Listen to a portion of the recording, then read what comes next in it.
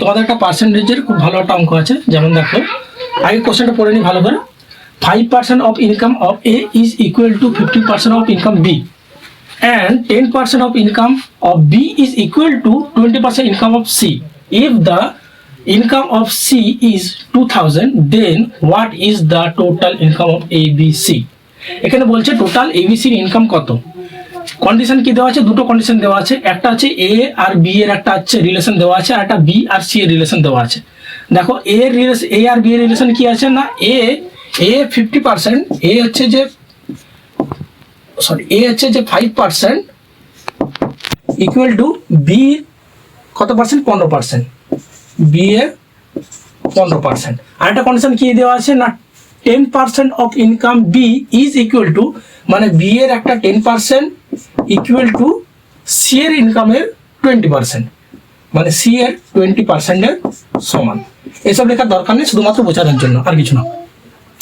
এখানে যে কোনো একজনের ডেটা দেওয়া থাকবে, যে কোনো একজন, হয় এ নয় বি নয় সি। এখানে দেওয়া আছে কি সি, সি ইজ 2000, তাহলে সি এর কি বেতন, সি এর ইনকাম কত? 2000, সি এর 2000 এটা দেওয়া আছে। বাকি বি আর এর বের করতে হবে। কিভাবে বের করব না, এর 20%, সি এর 20% কার ইকুয়াল না, বি এর 10% ইকুয়াল। তাহলে সি এর 20% যেটা হবে সেটা বি এর 10% এর সমান হবে, তাই তো? তাহলে সি এর 20% যদি আমি 10%, এই সি এর হচ্ছে 2000 থেকে যদি আমি 20% বার করি, কিভাবে বার করবো না, সি এর 10% এখান থেকে বেরিয়ে যাচ্ছে 200, 10% 200, একটা শূন্য বাদ দিলে বাকিটা 10% 200, তার 20% কত? 400। ওটা যদি 10% 400 হয়, যদি এটাকে আমি ভালোভাবে ক্যালকুলেট করতে চাই, মানে এটা মুখে মুখে হয়ে গেল, যদি ক্যালকুলেট করতে চাই তাহলে কিভাবে ক্যালকুলেট করবো না, এর 20% তো 2000-এর 20%, 20/100, দুটা শূন্য কেটে দাও, 2 দুগুণে 4, দুটা শূন্য, দেখো 400। কিন্তু এটা মুখে মুখে হয়ে গেল। আচ্ছা, তাহলে এর কত হলো? 400। এই 400টা হচ্ছে যে বি এর 10% এর ইকুয়াল। এই 400টা বি এর 10% ইকুয়াল। তাহলে বি এর ইনকামটা কি দাঁড়াচ্ছে? যেটা 10% 400 হবে। কার 10% 400 হবে? 4000 এর 10% 400 হবে। একটা শূন্য জুড়ে দিলে কাজ শেষ। কিন্তু যারা যারা জানে না, বুঝতে গেলে অসুবিধা হবে। ধরো এর 400, এটা কত? 10%। তাহলে এর 100% কত হবে? একটা শূন্য কেটে গেল।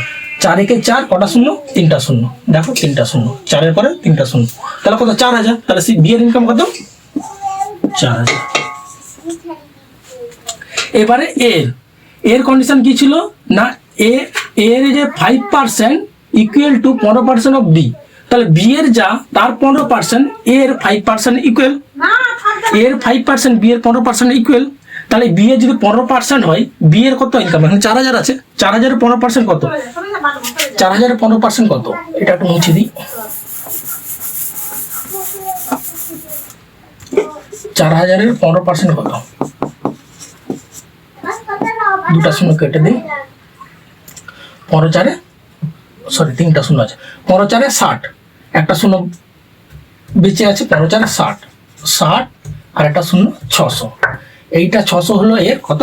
15%। এই 15%টা 600, তাহলে এর 5% এর সমান। 5% কার 5% 600 হবে?